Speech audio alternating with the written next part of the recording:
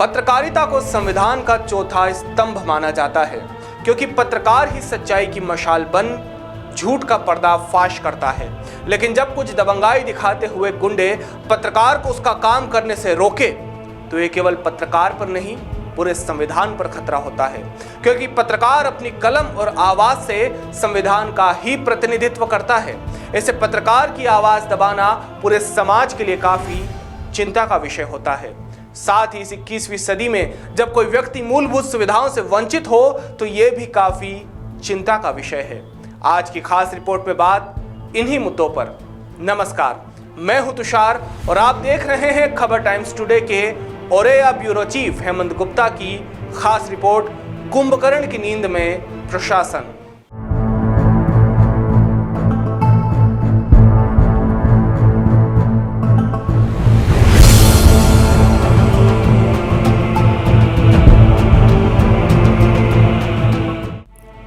मामला दिव्यापुर के पास केजरी गांव का है, जहां पर गरीब मजबूर ग्रामीण जीवन की मूलभूत समस्याओं के लिए तरस रहे हैं। वहीं जब इस इलाके की सच्चाई जानने और गरीब ग्रामीणों की आवाज उठाने पत्रकार गया, तो मौके पर दबंगों ने पहुंचकर दादागिरी की और उल्टा बिना किसी सबूत के पत्रकार पर पैसा मांगने का आरोप भी लगाया। मामला यहीं खत्म नहीं हुआ। दबंगों ने पत्रकार के साथ मारपीट की कोशिश भी की और पीड़ित पत्रकार के थाने पहुंचने पर उल्टा बिना मामला जाने पत्रकार को धमकाया गया।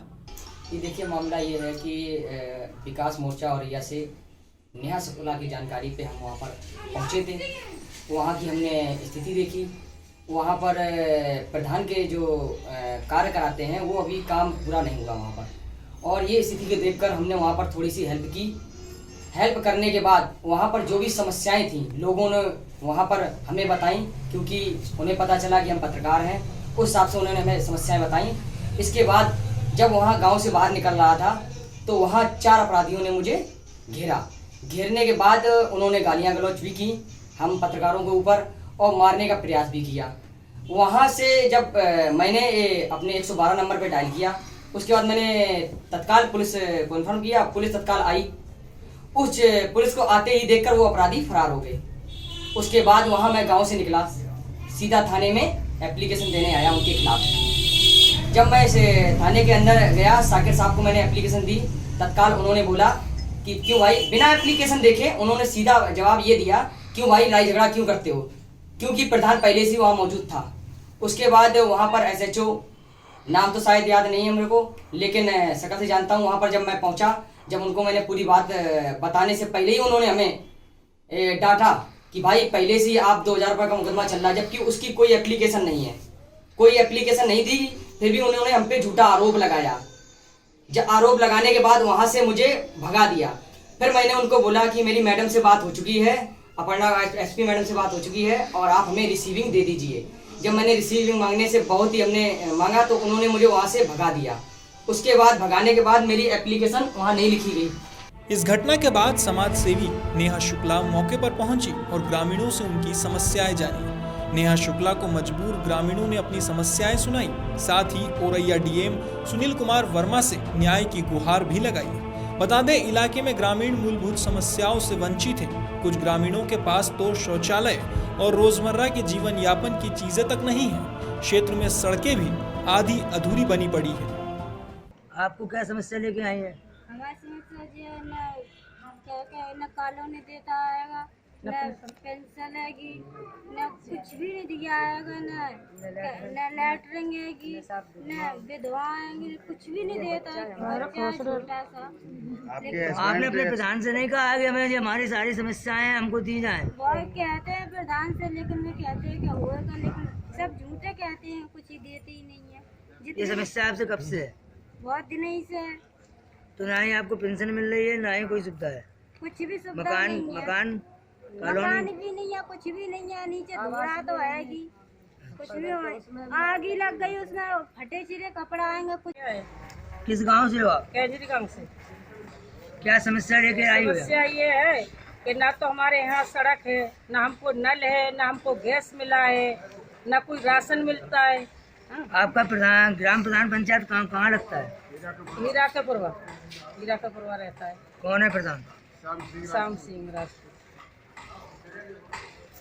एक लड़की हमारी 17 साल की, ना उसकी कोई पेंशन है ना कोई योजना है, उसके लिए कुछ नहीं। तो आपने अपने प्रधान को कोई समस्या नहीं बताई हाँ, कभी? बताई थी, सब बताई। हम गए उसके घर, कब से जा रही? बहुत दिनों से जा रहे हैं। तो क्या बताया ये उन्होंने? कहे हाँ हो जाएगा सब, हाँ हो जाएगा सब, हो जाएगा। होते होते तो ये प्रधानी भी चलेगी, हुआ कुछ नहीं।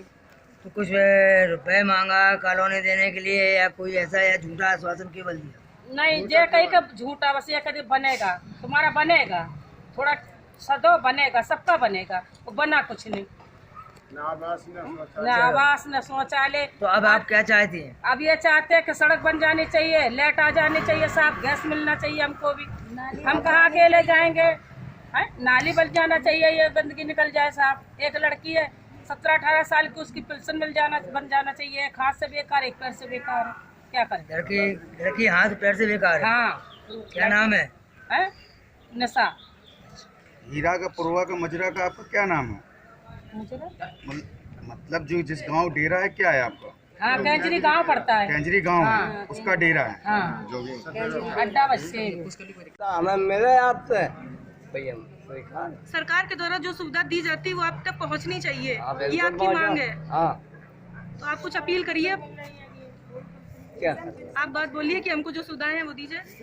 बिल्कुल दिया जाए। अब जो हमें सुविधा मिले वो हमारे लिए लायक हो तो दिया जाए, और ना हो तो कोई आप बात नहीं। किसी के तरफ से आई हो?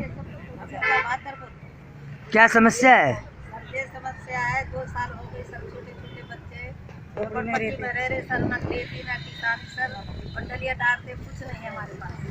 हमारे बच्चे नहीं पढ़ने जाते हैं सर, बच्चे को खिलाए के हम क्या क्या करें सर? तो आपके गांव के प्रधान ने आपकी कोई किसी प्रकार की मदद नहीं की? कुछ भी नहीं किया, ना ही आपको कॉलोनी, ना ही कोई सुविधा? कोई सुविधा नहीं है सर। आपके शरण में आए, आपकी मेहरबानी हो तो हमें जनता को कॉलोनी मिले। इज्जत घर वगैरह आपको मिला है? कुछ नहीं मिला। इसको शौचालय कहते हैं। नहीं मिला। आपने उनसे कहा तो प्रधान जी ने क्या कहा आपसे? क्या सर, तो ये पैसा मांगते हमसे, कहाँ दौलत है? कितने पैसे मांगते हैं? लैट्रिन तो मिली सर, पैसे तो नहीं मिले। 10,000 मिले, लेकिन हमें तो मिली नहीं सर।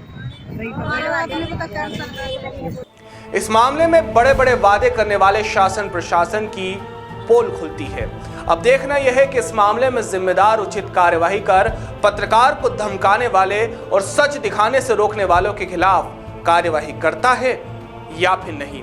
साथ ही इस मामले में यह भी देखने वाली बात है कि मजबूर ग्रामीण और कब तक अपनी जीवन की मूलभूत सुविधाओं से वंचित रहते हैं, जिम्मेदार अपनी गहरी नींद से कब जागते हैं।